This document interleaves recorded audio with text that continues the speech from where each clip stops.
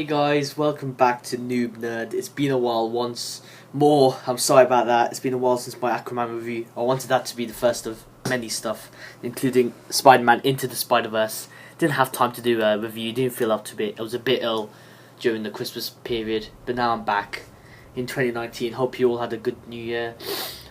My Into the Spider-Verse review will probably be folded into this video. If you want me to do something like that, there's contact me in my new Instagram page, which I've just set up. Link will be in the description below and on the link of my banner on my homepage. I'd really appreciate if you check that out and put a follow. That's all where you're gonna have your status updates and stuff like that.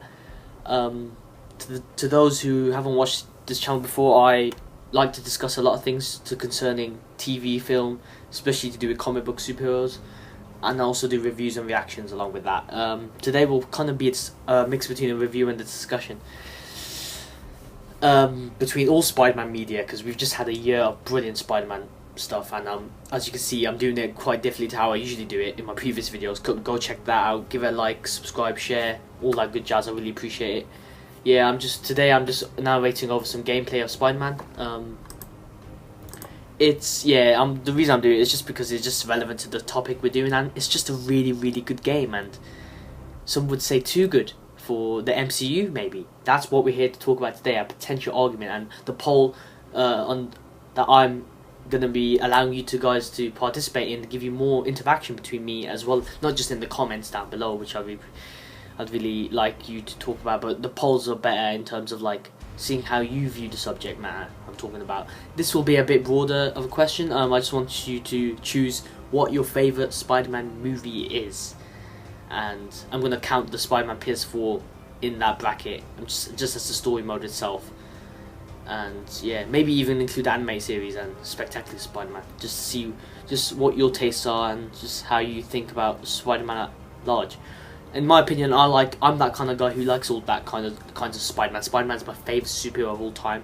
If you don't know, used to love him when I was a kid. Had a bit of a dip when there was nothing really going on after Spider-Man 3. That period, it just kind of fell in not out of love, but just favoured other superheroes more now. But now it's just back to the OG, just back to the best superhero of all time. Who can? So many reasons why, but this last year alone has just shown the potential of what has been accomplished. So the reason I titled this video I haven't worked out the title properly yet, but excuse me, I'm a bit rusty from the last video, just trying to discuss stuff. Yeah, so can the MCU Far From Home, who's just released their new trailer, compete, live up to the expectations that Into the Spider-Verse and Spider-Man PS4 set up for the character, and showed what can be accomplished with the character in terms of narrative purposes, and what it can make the audience feel, and how the reception can it's great receptions to both types of media. I know games and movies are a bit different, but it really just lived up to what it's all about. Whether he's a young Spider-Man, Miles Morales, or Peter Parker trying to learn the ways as he adapts to this new superpower, or in Spider-Man PS4, which I've just completed, and it's absolutely sensational. 100%, the first game ever that I'm trying to 100% in terms of PS4 trophies, if you know what I mean, not just in-game. And the DLC, Black Cat, superbly done. Hammerhead, every villain superbly done. Sinister Six, terrifying force to be reckoned with. The boss battles are second to none. The collectibles, yeah, very good. All the costumes, you can't forget about all the costumes. You can't forget about all the costumes. So Tom Holland, of course. I saw a tweet earlier saying, "Oh, which Spider-Man would you get out of existence?" So you have the PS4 Spider-Man, Spectacular Spider-Man, and the Tobey Maguire OG one. And loads of people were saying Tom Holland would be the one they would remove out of existence if they had to choose at least one of them options. And I might do another poll like that. Bloody hell, I'm doing all the polls today. But in my opinion, I don't think Far From Home has nothing to worry about in terms of living up to expectations. I think the MCU it will do well. I think their reputation speaks for itself. But many people argue that he's losing his. Well, I wouldn't say many people arguing this, but I've seen some people, and I'm not disagreeing with them, or necessarily disagreeing with them. This is their opinion at the end of the day, that the MCU Spider-Man doesn't have the full magic of what Spider-Man's all about. His interactions with other superheroes kind of dilutes his own presence, and that Spider-Man is his own universe essentially. It's like Batman, the Batman argument. Batman can be like so much better in his own universe, just as good than in Justice League. In many cases, better than in Justice League. And when I say Justice League, I mean like all types of media. Of course, the movie may have not given the best shining light to what Batman can accomplish, or what the character of Bruce Wayne can, how that can be elevated in a team group, in a team dynamic. I think Spider-Man has, after the reboots of Andrew Garfield and Tom Holland, which both had their flaws and weaknesses, I think, in my opinion, the second reboot, more so problems than Tobey Maguire, in my opinion. I think many of you would agree that. It's just, I think we did need something different. I think it came at the right moment, the right time. Spider-Man needed a refresh, and for myself personally, as I've just said before, I was going through a bit of a downturn. Spider-Man was getting negative connotations to the positive ones due to Sony's increasingly naive views on how they should handle the character, in my opinion. Even though Andrew Garfield was a great Spider-Man casting and Gwen Stacy was a great casting for Gwen Stacy. I like Bryce Dallas Howard in Spider-Man 3. Bloody hell, what happened there? But yeah, Tom Holland, we just needed something a bit different and a bit just back to basics, but also not making it feel too familiar and just too boring. Like we already know what's going to happen. Because there's a difference between sticking with the character. You can stick with the character all you want. Like you can have the same redheaded Mary Jane. You can still have Gwen Stacy. You can still have all the classmates who just automatically go to college after like 30 minutes of a movie or something. Not like 30 minutes, but like after like an hour or two. So, but that would just be boring. And this Harry Potter type dynamic with first year Peter, Tom, and then second year, just builds up so much more. Almost his own universe within MCU, because of course the Sony has their rights, so they're still keeping it separate, but while also including the MCU. And people saying the MCU is diluting it, not necessarily. I think Iron Man teaching Spider-Man the ropes makes sense in that universe, and it provides something different than the typical great power comes great responsibility. He dies, yada yada yada. We've done that twice before, mate, and he's already popular. So. And the Mary Jane argument, in my opinion, I was hoping Zendaya would have the classic red hair. I remember before Homecoming, she did post the Instagram photo, but I think it was just like her with red hair. It was just a coincidence. I thought, or maybe she was just teasing the fact that she was going to be a Mary Jane type character. But yeah, she just ended up. Her name's not actually Mary Jane. Her name is Michelle Jones in the universe, but they call her MJ as like a nod to that. And many people would be like a bit dissatisfied with that. And in the trailer, I still have debates at which the writing will handle their romance and make it feel just not cringy to watch, to be honest, and just waiting for Nick Fury to show up.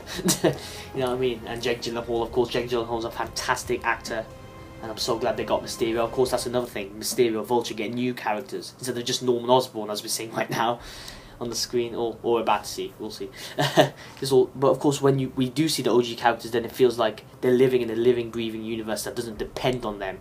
So if they don't do well, they're not the only thing that, like, Spider-Man has such a wide rogues gallery as well as heroes gallery. Of course, we're seeing Ned Leeds being changed a bit to look like Gonk from the Miles Morales film. The Miles Morales comics. We'll get to Into the Spider-Verse in a bit.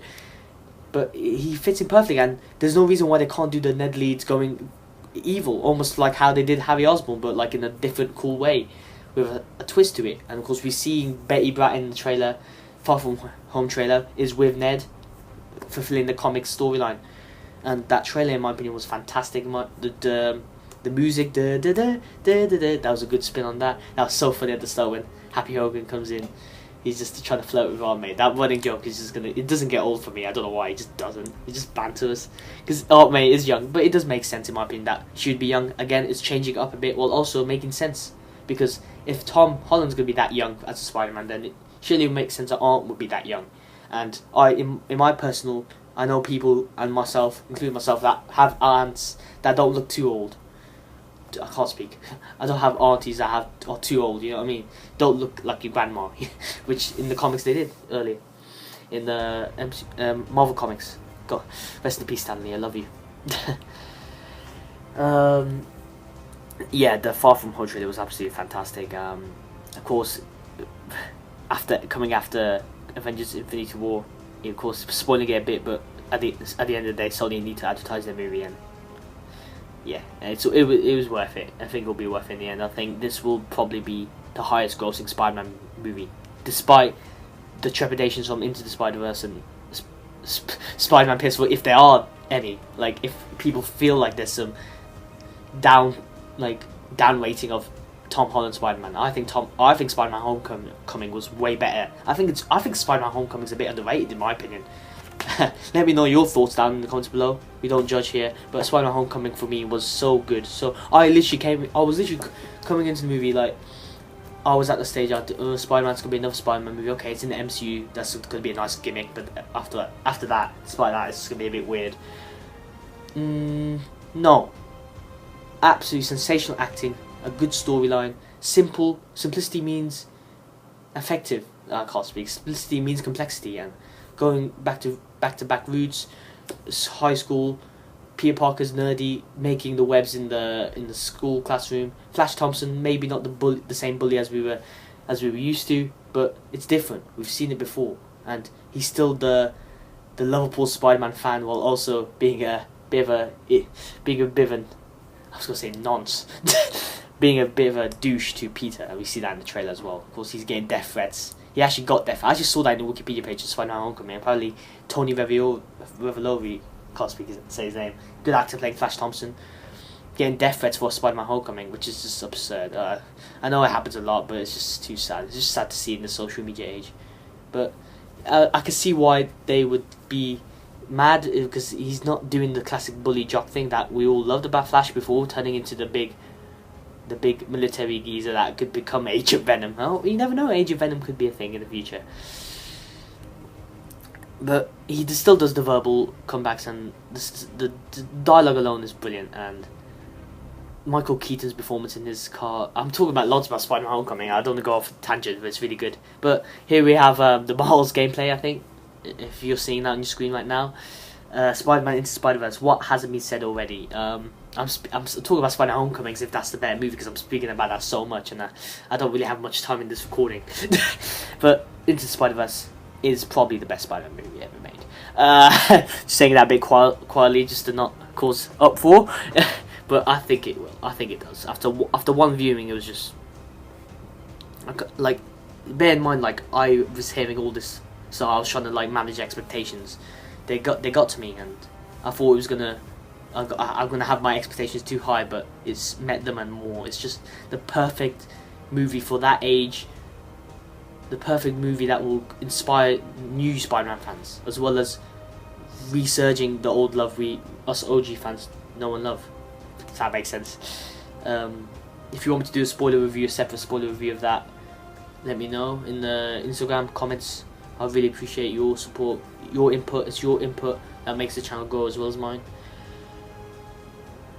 At the end of the day, I don't think the MCU Spider-Man will be affected. In fact, I think it will probably be propelled by the recent year we've just had, which can be arguably the best Spider-Man year like ever. So, but there will be fears that Tom Holland doesn't. For some people, Tom Holland won't be the Spider-Man they all know and love. But that's the beauty of comic book media, TV, films, comics, games, even games as well. Because we haven't had too many good superhero games until Batman and Spider-Man came along, and that's the beauty of comic book characters. There are different interpretations, and for me, Spider-Man is the one that ticks most boxes for me, and that's why he's the best superhero. But for people who don't like Spider-Man in this certain context, whether he's an old man getting divorced, slight spoilers for Into Spider-Verse. I loved how Peter Parker can be an old, just a middle-aged man that a lot of people can be, and so relatable, still relatable as a kid, as an adult. And when Miles coming in out the block inspiring me to read Miles Morales comics, not just sticking to Peter Parker. There's a reason why Miles Morales was such a recent character, made in 2008, 9, 10, and is already being made into films. And I wouldn't be surprised if MCU and Sony got him into a live action gig. He deserves it. Yeah, I think that's all It's a bit of a weird video, this one. I'm just trying to get back in the hang of things on this channel. I really want this channel to grow, and just not in terms of just numbers, but just in terms of my quality of videos, and the content I want to put out, and just the things I want to talk about and how I talk about them. And constructive criticism is always welcome, and there's no reason why it shouldn't. It should always help one's YouTube channel grow, and just keep power with great responsibility. Yeah, I'll fit that in somewhere. Thanks guys for watching. If you have watched for this long, I know it's been a bit of 15 minutes is a bit of a stretch for me, but I remind you to like, subscribe and share. Always appreciate, as well as joining the polls. The polls are a really cool way to see how you guys thinking. I'll vote myself, because I don't know if there'll be too many votes. Embarrassingly, maybe. But yeah, it's time to go. So let me know your thoughts down below, and I'll see you guys next time. Bye.